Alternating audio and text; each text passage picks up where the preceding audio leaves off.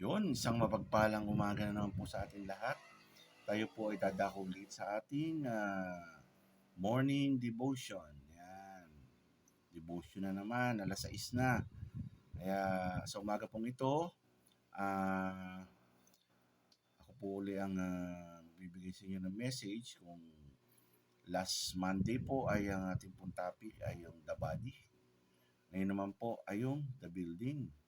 At ito po ay matatagpuan sa First Peter 2, chapter 2, 7 to 8. Ito po ang sinasabi. Yan. Sa inyo ngang mga nangananampalataya, siya'y mahalaga, datapwat sa hindi na nananampalataya, ang batong itinakwil na nagsisipagtayo ng bahay, siya naging pangulo sa panulok. Ayan. Sa verse 8 naman, at batong katitisuran at bato ng pagbuwal sapagkat sila ay natitisod sa salita palibhasay mga suwail. Yan. Na dito rin naman sila itinalaga. Yan po ang sinasabi sa 1 Peter 7:8. Yan po.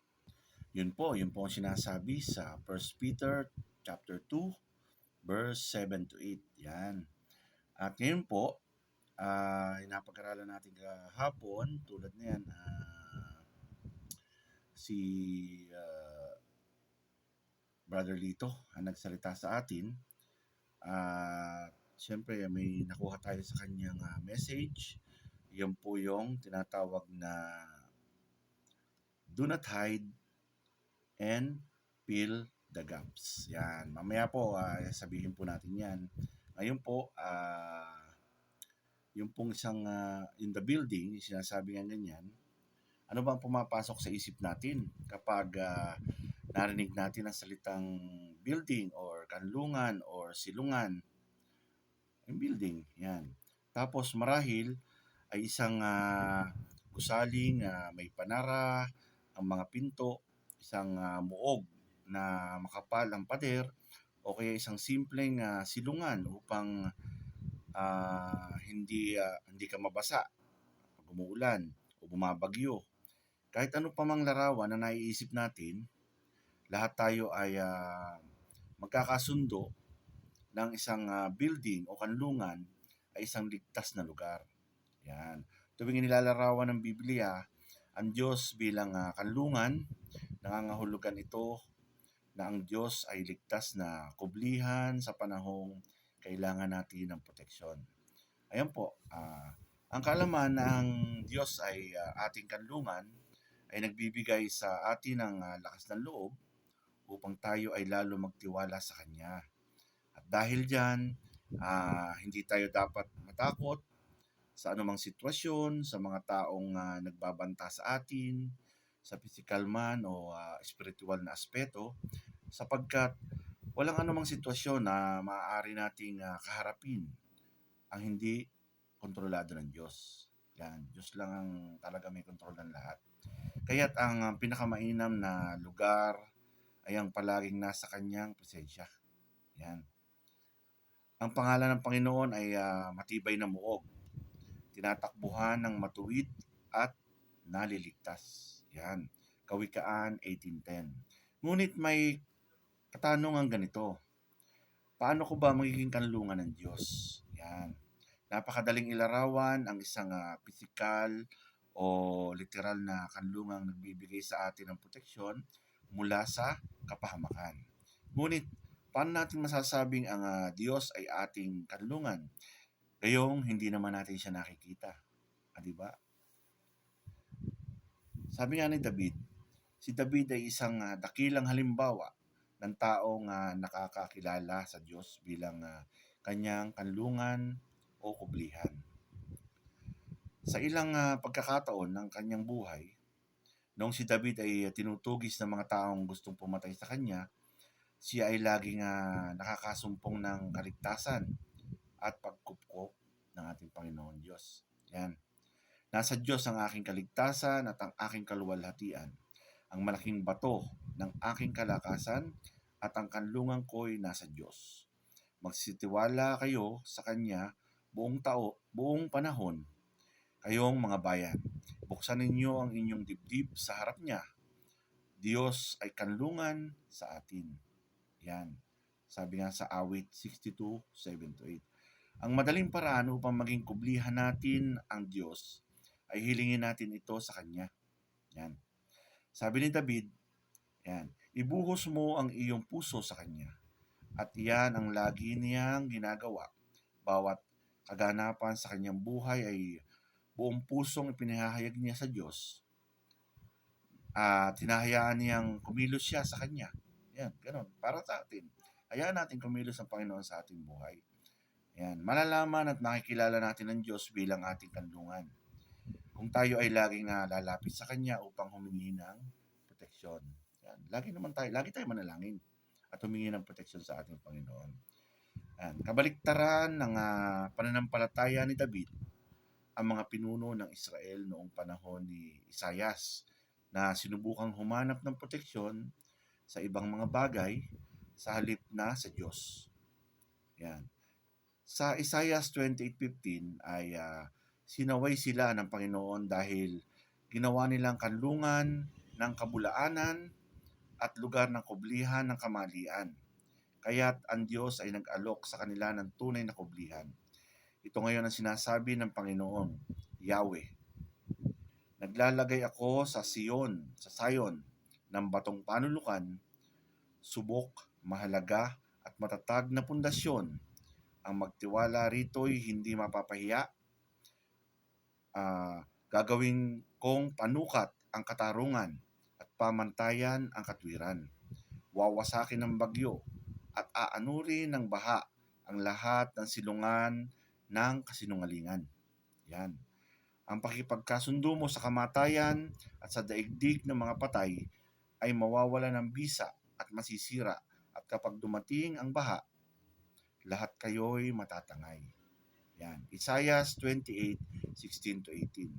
Maaring tayo'y matuksong bumaling sa ibang bagay para sa ating proteksyon.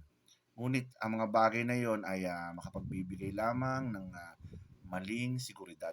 Yan. Dahil tanging ang Diyos lamang ang tunay na kublihang ating masusumpungan. Ayan. Sabi nga dito, totoo nga ang Diyos ay ating kanlungan. Ngunit hindi ito nangangahulugang hindi na niya tayo papadanasin ng mahihirap at mapanganib na sitwasyon. Isang halimbawa ay nung isama ni Jesus ang mga alagad sa bangka. Yan. Yan yung alam na natin, yung basta sa bangka, sinama ng Diyos ang kanyang mga alagad. Yan. Natakot ang mga alagad dahil bumagyo, nagalit ang dagat, pero ang Diyos ay natutulog. Yan. Ngunit, pinayapa ni Jesus ang unos. Yan. Sabi nga nila, sino ba itong taong ito? Pati hangin, bagyo, sumusunod sa kanya. Yan. Mateo 8:23-27. Pinapakita nito na magagawa nating harapin ang mga ng may lakas ng loob kahit ang pinakamapanganib na sitwasyon kung kasama natin ang Diyos. Yan, sabi nga sa awitin natin kahapon, kasama natin ang Diyos. At kung tayo ay namumuhay ayon sa kanyang kalooban. Yan. Pagpatuloy lang natin ang ating pagsunod sa ating Panginoon at siguradong tayo nasa tamang landas. Hindi nga mabilang ang mga pagkakataon na pinangungunahan ng Diyos ang Israel sa mga pakikidigma nito laban sa mga marami at malalakas na hukbo. Subalit, lagi siyang nagwawagi tuwing sila ay nagtitiwala at sumusunod sa Diyos. Kung titingnan natin ang mga kabanatang 6 at 8 ng Josue para sa mga halimbawa, yun, sinasabi sa atin ni Jesus na ganito, sinasabi ko ito sa inyo upang kayo'y magkaroon ng kapayapaan sa pakikipag-isa sa akin. Ayan. Magdaranas kayo ng kapighatian sa mundong ito. Ngunit tibayan ninyo ang inyong loob, mapagtagumpayan ko ang sanlibutan. Juan 16:33. Ayan. At hindi ko na rin siguro kahabaan ito sa pagtatapos. Hindi mahalaga ang anumang ang ating mga pinagdadaanan. Ang pinakaligtas na lugar ay ang mamalagi tayo sa sentro ng kalooban ng Diyos. Sapagkat nangako siya sa atin na siya ay ating magiging kanlungan. Yan, sapagkat sinabi ng Diyos, hindi kita iiwan, ni pababayaan man. Ayan. Kaya't buong tapang nating masasabi, ang Panginoon ang tumutulong sa akin. Hindi ako matatakot. Ano ang magagawa sa akin ng tao? Hebreo 13:5-6. Ayan po. Ganun din po, dagdag ko lang po yung ating natutunan kahapon kay Brother Lito. Sabi nga, lagi tayong mag-a-act o kikilos ng may katalinuhan. Act wisely. Then, siyempre, respond wisely. Ayan. Sabi nga, build the building by filling the gaps. Ayan. Ibig sabihin nga ng gaps, ito nga sinasabi natin, fill the gaps. Fill the good, attach, patient, and spiritual. Ibig sabihin, good, consistently good. Ayan, gumawa tayo ng mabuti na tuloy-tuloy. At maging attached tayo, consistently attached. Yan, sa ating Panginoon. Yan. Maging patient tayo sa mga bagay-bagay at kung ano man ang hinihingi sa Panginoon, maging patient tayo, patuloy natin hingin. Kaya, patient, consistently patient. Yan. Tapos, sa spiritual naman, kung talagang mahal natin ang Diyos, kasama natin ang Diyos, ay kailangan spiritual, consistently spiritual. Ayan. Ang sabi nga sa kahapon na natutunan ko din yon, do not hide. Ayan. Kasi pagka tayo nag-hide, tayo nagtatago. Ayan, tulad ng magkakaroon ng hypocrisy. Yung ibig sabihin ng hide, hypocrisy, insult, deception, envy. Yan, mga maingit tayo, lagi tayong mapapahiya, ayan, mga ganun. Kaya, kailangan, sa panahon ngayon ay ganito ang ating gagawin lagi. Yun nga po, para po sa huling natin, pagkakataong ito, babasahin ko ulit sa inyo na dapat tayo maging ganito.